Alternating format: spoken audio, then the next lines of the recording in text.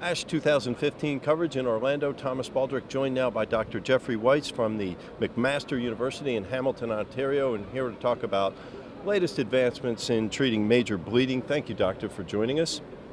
In the past couple months in the New England Journal of Medicine, there's been a couple of important publications on this subject of major bleeding. Can you give your opinion of those? Well, as you probably know, we've moved in the last few years from the use of warfarin or other vitamin K antagonists to these new anticoagulants. And these new anticoagulants come in two flavors. We have dabigatran, which targets thrombin, and we have three oral factor Xa inhibitors: apixaban, rivaroxaban, and edoxaban. So one of the missing links in our management of patients with these new agents has been the lack of an antidote. Now, there's been a concern that if patients have serious bleeding, if they're involved in trauma, if they need urgent surgery, how do you reverse these anticoagulants? They have a short half-life, so time is on your side if you can wait it out, but sometimes you just can't wait it out. So what has happened in the last few months, and what you're referring to with these two papers, on the side of dabigatran, idarucizumab was introduced. It's now known as Praxbind, and this is a monoclonal antibody fragment that binds dabigatran with high affinity and removes it from the circulation. So now you can give this as an intravenous bolus, and the anticoagulant effect of dabigatran goes away and stays away. So that is phenomenal for reversal of dabigatran, and this study was done in patients who presented either with life-threatening bleeding or who presented requiring urgent surgery or intervention. On the flip side, the more recent paper looked at andexanet alpha, and this is a reversal agent that will reverse the oral Xa inhibitors, apixaban, rivaroxaban, edoxaban. And what they did in that study is, this was not a patient study, this was a volunteer study. They gave volunteers either apixaban or rivaroxaban. They showed that it had the expected anticoagulant effect, and then they gave the volunteers either andexanet or placebo. And they showed that the andexanet reversed the anticoagulant effect of apixaban and rivaroxaban, brought it right down.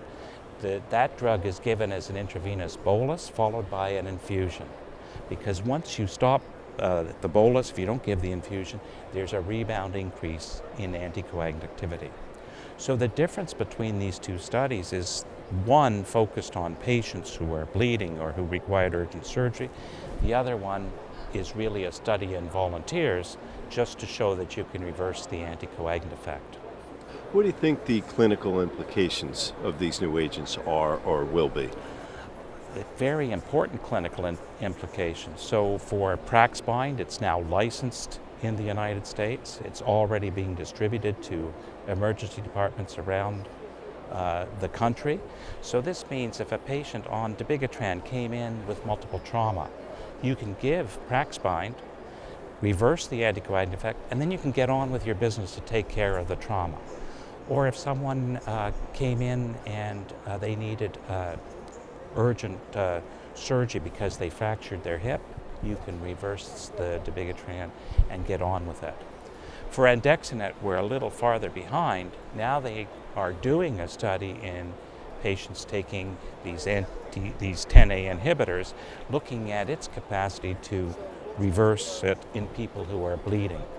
So we'll have more information, but we don't have any patient information. It's all so far in volunteers. But when we have both of these in our emergency departments, in our hospitals, we'll have closed the loop. We've had these new agents, they're great, but there are times when we need a bailout. We'll have Praxbind for dabigatran and andexanet for the oral Xa inhibitors. So you would really see these having a major impact going forward? Absolutely. I think it's more a psychological impact. There aren't that many patients who require reversal, but having it is huge, because one of the barriers to uptake of these new agents has been patients ask, well, what do I do if I get into trouble? And you have to say, well, we don't have any antidotes. Now they can be reassured that, no, we've got that extra safety net if you need it. But overall, bleeding occurs less frequently with the new agents than with warfarin.